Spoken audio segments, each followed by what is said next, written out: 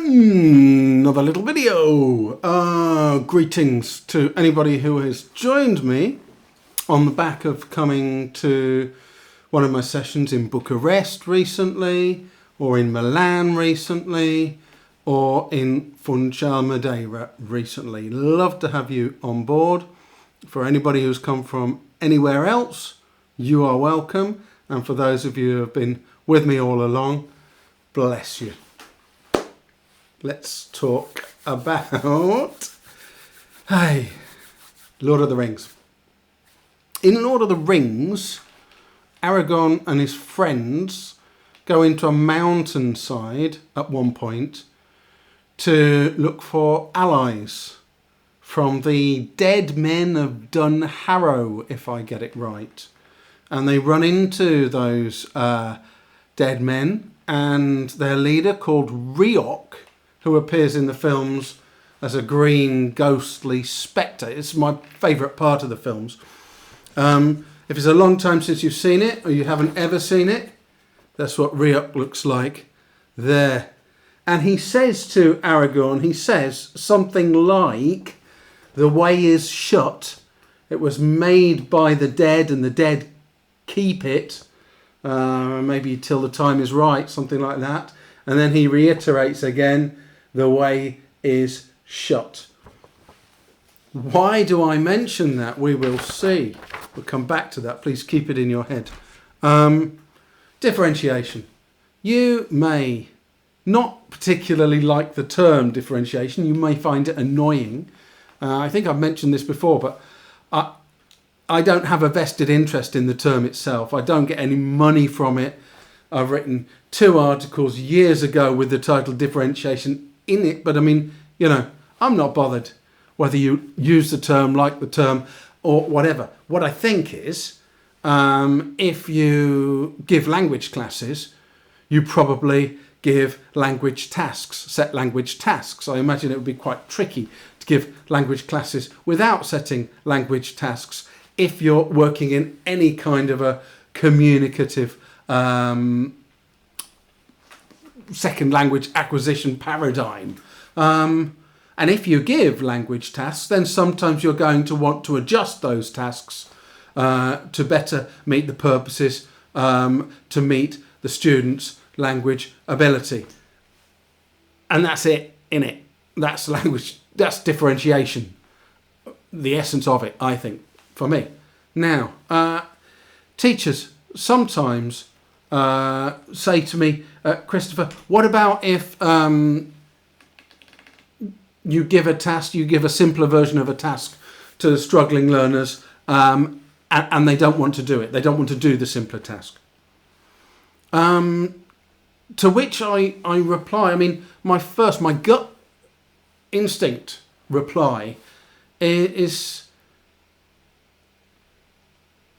really, if you ask your students to do a language task and they refuse to do it, don't you have a problem? I mean, isn't there a fundamental problem there? Call me old-fashioned, but I expect my students to do the language tasks that I set them. I've never really had a problem there, to be honest. Let's play a game. I'll play at being the language teacher, you play at being the language learner, and we'll see how that goes. That's it, isn't it? It's sort of like, trust me, I'm the teacher. I've done courses. Basically. So yeah, I can't really say I've had that problem. However, teachers do. Sometimes they insist. They say, but what if they feel stupid? What if they feel humiliated in some way, having a simpler version of the task? Now, normally, I have to say, I get the biggest objections, or these sorts of objections, most often come from teachers who are new to the idea of differentiation, or haven't tried it out very much in their classrooms, or if they have, maybe they've tried it out, I hate to say, but maybe a little bit clumsily, not quite got the right idea, and things haven't worked for them. What I would say is that things do hinge. If you're adjusting tasks for learners, things do hinge a little bit on you creating the right atmosphere in your class and the right sort of group philosophy that sometimes, sometimes we will all be struggling, sometimes we'll be struggling, sometimes we won't. Sometimes we all need help and sometimes we can all help somebody else. Sometimes we will be helped, sometimes we will be the helper. And it's also, I think, it's important that we, as teachers, we adjust the tasks appropriately. So really, we need to observe, we need to look carefully before giving a slightly adjusted task to anybody or asking them to do it. If I'm not sure, I won't ask a student to do a different task. I'll just give them the base task, the one from the book probably, or the worksheet, or the one I'd originally designed, and I'll just watch a little bit more. What I think is, if you